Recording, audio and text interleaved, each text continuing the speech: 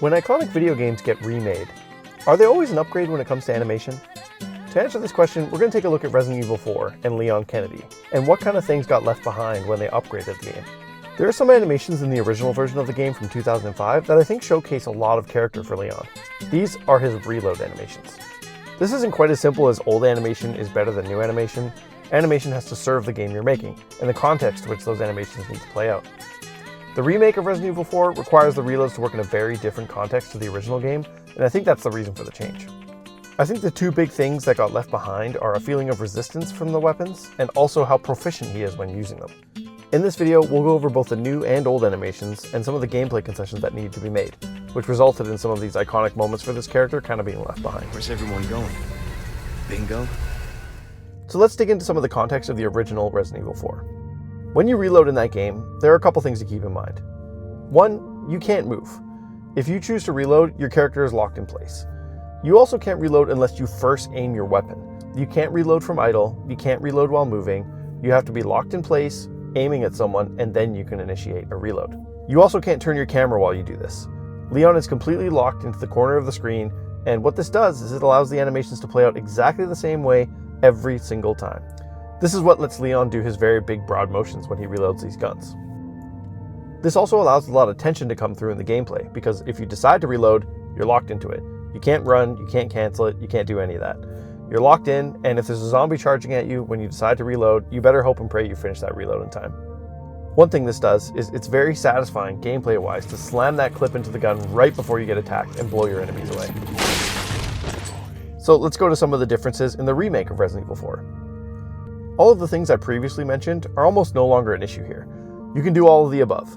There are different camera angles. You can be in idle. You can be running. You can be aiming the camera. You can be turning the camera. You can do all types of locomotion while you reload. Another difference is the animations go in and out of his non-combat idle and not his firing idle like the original Resident Evil 4. What this does is it means that the animations need to stay away from big and broad motions and be kind of contained. This is where that proficiency I mentioned earlier kind of gets left behind. All of the really unique ways he would handle these weapons is toned down to make sure that it fits all the different gameplay animations that can be playing underneath. With the context out of the way, let's go into the specific weapons and take a look at each version and see what memorable beats and moments got left behind. The starter pistol. In the classic version of Resident Evil 4, the first thing that happens is it immediately drops out of frame, so you know the reload has started. When he brings the gun back up, you can see the magazine very clearly exposed in a nice clear silhouette. That way you know the gun isn't loaded yet, but he's in the process of doing it. The magazine then goes in and the chamber pushes forward without changing the pose too much so that you read both actions very clearly. This is definitely not a very flashy reload, but it communicates what's going on very well. In the remake, they added a really nice flick of the gun so that the magazine gets ejected on the side. It's not in the original, and this is a nice improvement. The magazine being pushed in can be hard to see depending on the angle at which you reload, since it's not always going to look the same.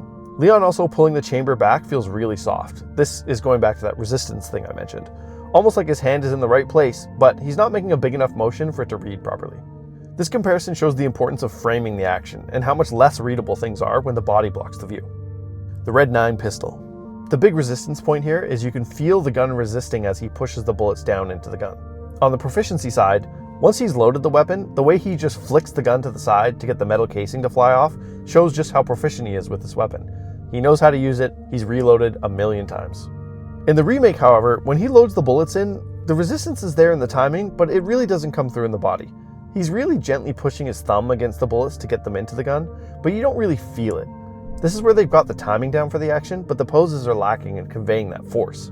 Now that metal casing I mentioned earlier in the original, in this one he almost gently grabs it and places it off the weapon. This makes him look like someone who is making sure they're doing something right, as if it's the first time he's ever done it. I really miss that little flick from the original. It's minor, really small, but it says a lot about Leon and how he handles weapons in combat. The broken butterfly. One of the things you feel most right off the bat with this one is Leon really cracking this weapon open. You feel the resistance to the barrel and he has to really put the effort in to open it up. I love the way he dumps the bullets over his shoulder with very little care, then goes right into slapping the new bullets in really quick. It shows how proficient he is with it and that he doesn't really care where these casings are going to go. He also has a super satisfying snap when he closes the weapon.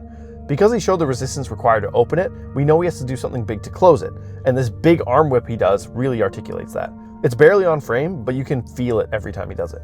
In the remake, similar to the Red 9, there are a lot of similar beats here, but you don't really feel them as much.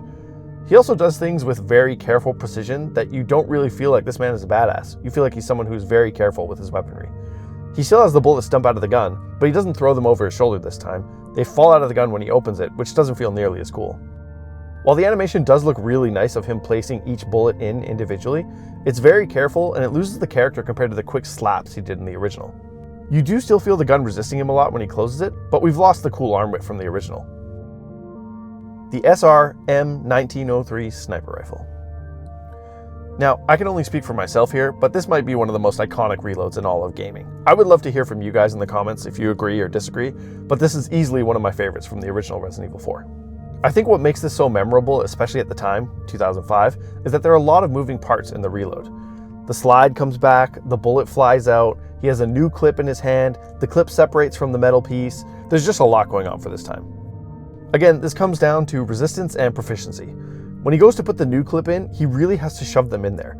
It's common in games, especially nowadays, for a character to kind of miss or be slightly off on that first attempt at reloading the magazine. But here, he lines it up right, but he has to shove it in twice. Not only does the gun resist him once, it resists him twice.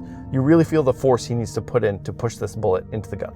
He rechambers the weapon really well, he lets the metal casing fly out as he pushes the slide up, and he uses a very quick flip of his wrist to push the bolt back down. I also think this reload is very memorable because of how rhythmic it is.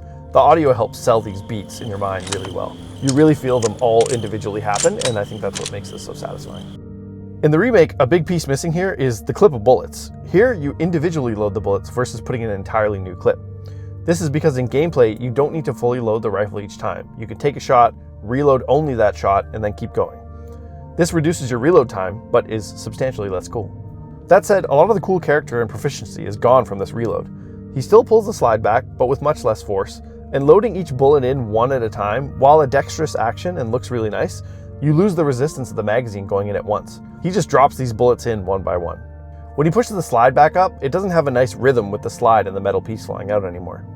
Given how much the reload from the original stayed with me, this new version has lost a lot of what made it great. It's important to note that while I think the original animations showcase a lot more character and are a lot more memorable, that doesn't mean the new animations are bad or of low quality.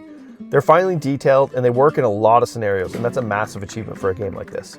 You never hit the reload button and see Leon do something really wonky or strange. That's no small feat.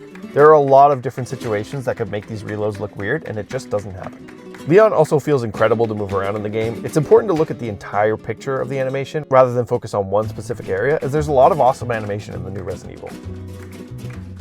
Like many of you, I was extremely excited to see that Leon's going to be back in Resident Evil 9. I'm looking forward to seeing how Capcom builds on what they have for him. If you'd like to see a video on that in the future, let me know. Thank you so much for watching, and I will see you guys in the next one.